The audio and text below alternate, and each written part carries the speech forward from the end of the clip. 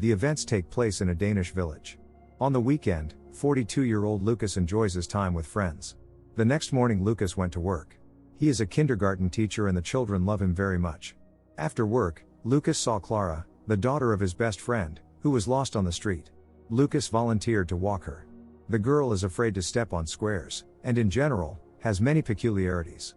But Clara definitely enjoys talking to Lucas. Clara's parents were going crazy with worry.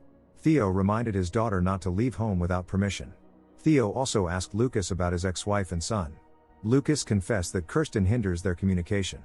Theo advises Lucas to scare his ex-wife with lawyers, but he is too soft-hearted. In the evening, Lucas called Kirsten and asked to pass the phone to their son, but Kirsten refused. She divorced Lucas because she considers him a failure who won't teach anything to their son. Clara's brother and his friend showed her videos of inappropriate content. Clara's parents constantly argue about who will take their daughter to daycare. Lucas genuinely felt sorry for the girl, so he offered to take her. Of course Theo didn't object. In daycare, Clara made a love note and signed it. Later, Lucas, who found the note in his pocket, tried to explain to Clara that it's not acceptable. Clara denied that she was the one who had put the card down. She also called Lucas a liar. In the evening, Greta, the daycare director, noticed that Clara's parents hadn't picked her up. The girl looked depressed and suddenly said she hated Lucas because he's stupid and ugly and has something that distinguishes boys from girls. Initially, Greta didn't pay much attention, but when Clara started revealing inappropriate details, she became alarmed. Clara also claimed that Lucas supposedly gave her a heart-shaped card. Agnes, who was late, finally came for her daughter. Greta was confused and hadn't told Clara's mother anything yet. After receiving a call from his ex-wife, Lucas learned good news. It turns out their son Marcus wants to live with him, and Kirsten can't do anything about it. Nadia, the daycare cook, suggested Lucas celebrate this event. She is clearly attracted to Lucas. Greta is still not over what she heard. She needs to take some action but doesn't know exactly what. Greta closely observes Lucas, trying to understand if he has unhealthy tendencies. Nadia and Lucas had a nice chat. Nadia was very persistent and called him cute. Lucas hadn't received compliments from women in a long time, so he was pleased. On Sunday, he went hunting in the woods and met friends in the evening. The men drank and had a good time. Suddenly Lucas received a call from Nadia, who suggested meeting. Lucas agreed joyfully. When friends found out he was talking to a woman, they started joking with him in a friendly way. First, Lucas helped Theo, who was heavily intoxicated, get home. Agnes thanked Lucas for his help. Only after that did Lucas meet Nadia. They spent the night together, and the next morning, they also came to work together. Watching Lucas, Nadia thought about how sweet he is. Greta asked Lucas for a private conversation. Of course Lucas did not expect to hear that someone accused him of inappropriate actions. Greta did not disclose the accuser's name. She is determined to sort things out and asked Lucas not to come to work for a few days. Certainly, Lucas was in shock. Later, he saw Greta meeting her acquaintance, a lawyer. Ole asked Clara to tell what she had previously told Greta. Clara denied saying anything. However, she insisted that her words were not made up. When the lawyer began asking specific questions about Lucas, Clara nodded. Greta, who was listening to the conversation, couldn't take it anymore and felt nauseated. Ole made sure that Lucas had indeed done something inappropriate. Greta knows that Clara is a big fantasizer, but she doesn't believe such a thing can be made up. Now Greta intends to take action on this matter. In the evening, Greta told Agnes everything that happened. Agnes didn't immediately understand what was being talked about. Then Greta directly said that there had been inappropriate actions towards Clara by someone very close to their family. That same evening, a parent meeting took place where Greta announced the incident. According to her, it might not be an isolated case, so parents should pay attention to their children's behavior. Unable to bear it, Agnes left in tears. Early in the morning, Lucas received a call from Marcus, who was crying. It turns out Marcus was prohibited from calling his father because of the incident at daycare. It was Greta who informed Kirsten about it. Lucas calmed his son down, saying that it was nothing. Lucas also decided to tell Nadia about it so that she would be aware and not listen to gossip. The next day, Lucas demanded an explanation from Greta, but she refused to talk. However, Lucas was persistent, saying that the accusations against him were nonsense. Lucas claimed he was innocent. Greta blurted out that it was about Clara. She was the one accusing Lucas. All friends turned away from Lucas, thinking that he shouldn't be here. All of Lucas's attempts to explain himself were in vain. Lucas went to Theo to discuss this. Theo led him into the house. He wanted to get to the bottom of it as much as Lucas did. Theo said he knows his daughter and that she never lied. Besides, Why would Clara need this? Lucas has no answer to that question. Unable to bear it, Theo started crying. He no longer understands whom and what to believe. Seeing Lucas in their home, Agnes got angry and chased him away. Theo, furious, attacked Lucas, shouting that he would regret what he had done. Agnes unquestionably believes her daughter. Clara said Lucas did nothing. She herself doesn't know what exactly she said and why. However, Agnes believes her daughter simply doesn't want to remember what happened because it's unpleasant. Greta talked to Nadia, saying they reported Lucas to the police. Greta also said that now no one questions Lucas's behavior, and since Nadia is his girlfriend, she should be cautious. Lucas tries to call his ex-wife, but she ignores him. Nadia doesn't know what to do now. Suddenly the doorbell rang. Clara stood on the doorstep, wanting to walk Lucas's dog. He said she needed to ask her parents for permission first. Clara doesn't understand why everyone says that Lucas treated her badly. She doesn't remember anything and doesn't know if it's true. Nadia directly asked Lucas if he did what he's accused of. Hearing this, Lucas got angry. Nadia said she's just confused. Lucas chased Nadia away.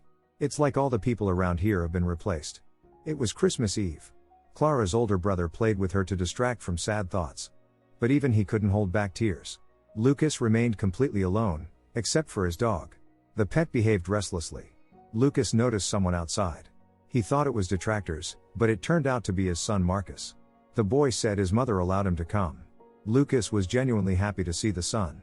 Of course now Marcus can't live with his father because he was fired, and a criminal case was opened against him by the police. Lucas guessed that Kirsten doesn't know that the son is here. Marcus cried. Soon Brune, the only friend who believes Lucas, joined them. Brune is sure that the police will sort everything out, and all charges against Lucas will be dropped. Marcus went to the supermarket to buy groceries according to the father's list. The store administrator approached him and said that neither he nor his father should appear here anymore. Returning, Marcus saw his father being taken away by the police. It turns out Lucas was arrested. Marcus heard the dog barking, left locked in the house. He had no choice but to go to Theo's house, who said he hasn't had the key to Lucas's house for a long time. Theo also said that he really regrets how everything turned out. Marcus wanted to talk, and Theo, looking bewildered, invited him inside. Guests were gathering at the house for Christmas. Obviously, Marcus' presence here was unwelcome. The boy asked the couple if they would help his father. For Agnes, it was understandable that Marcus wanted to protect his father, but in her words, the son is not responsible for his mistakes. Suddenly Marcus asked Clara why she was lying. After that, Marcus was kicked out of the house. Marcus did everything he could, but no one believes in his father's innocence. The boy came to the only place where he's always welcome, Brune's house. Brune has a large family. Brune told Marcus that a preliminary hearing for Lucas would take place tomorrow morning. There are two possible outcomes. Either the judge will find no grounds to continue the case, or the legal process will proceed. Marcus misses his father a lot and hopes that the truth will prevail. He stayed at Brune's house, his godfather's, until morning. Brune gave Marcus good news. His father was released today. Marcus met his father, they hugged. Brune and his relatives walked Lucas home. In Lucas's life, there are still those who believe him, but the majority of people are against him. Marcus knows that his father has a girlfriend. Lucas said that it's over between them because she didn't believe him. Suddenly the glass shattered because someone started throwing stones at Lucas's house. Going outside, Lucas saw his lifeless dog. Apparently, someone decided to punish him in this way. Marcus cried, not understanding how people could be so cruel. The next day, Lucas was visited by Brune. Lucas, who sent the son to his mother today, asked the friend to leave. Lucas really needs to be alone now. When Lucas came to the supermarket, he was refused to buy groceries. Lucas said he has the right to buy wherever he wants, and the seller hit him. The administrator said Lucas should never appear here again. Lucas refused to leave without his groceries, so the sellers threw him out of the store. Despite the injuries, Lucas returned to the supermarket and hit the seller back. Lucas also declared that he wouldn't leave without his groceries. In the end he was sold what he wanted. In the parking lot, Theo and his family saw Lucas with injuries. Theo was going to talk to Lucas, but his wife persuaded him not to. Deep down, Theo understands that Lucas is not guilty. Christmas Eve came. After getting cleaned up, Lucas came to the church. He paid no attention to the sideways glances towards him. Theo and his family were also here. The priest began the Christmas service with a prayer. At some point, Lucas and Theo made eye contact. Theo whispered to his wife that he sees from Lucas's face that he is not guilty. The children's choir led by Greta performed. Nadia helped too. Lucas still has feelings for her. He couldn't stand it and suddenly approached Theo, demanding to stop spreading rumors about him. When Lucas attacked Theo, he didn't even resist. Lucas wanted his former friend to look into his eyes and understand that he didn't do anything wrong. That evening, guests gathered at Theo's house, but he was not in a festive mood. Perhaps everything that happened was indeed just Clara's fantasies. Theo was convinced of this when his daughter called him Lucas and said that she didn't want it to turn out this way. Theo cried, realizing that Lucas was not guilty. Lucas has always been his best friend. Clara admitted that she said something wrong. In reality, Lucas didn't do anything. Theo intended to go to Lucas and talk. Understanding this, Agnes ordered her husband to stop, but he was determined. Theo has the keys, so he entered Lucas's house without any hindrance and woke him up. Perhaps this meeting will be the first step towards reconciliation. The friends spent these moments in silence. A year passed. Lucas' life got better, all accusations against him were dropped. All friends talked to him as if nothing happened. Today is a special day because Marcus got a hunting license. As a gift, Marcus received the rifle that belonged to several generations of his family. Lucas was very proud of his son. A celebration was arranged in honor of this event. Clara still fears stepping on squares. Lucas carried her across the room. Of course he doesn't hold any grudges against Clara because she didn't understand what she was saying. The father and son went hunting. It was the first time for Marcus. Suddenly someone fired a shot. Someone aimed at Lucas but hit a tree. Due to the sun's rays, the face of this person could not be seen. Don't forget to subscribe to our channel not to miss more exciting new products. Also, the authors will be pleased if you leave your opinion in the comments.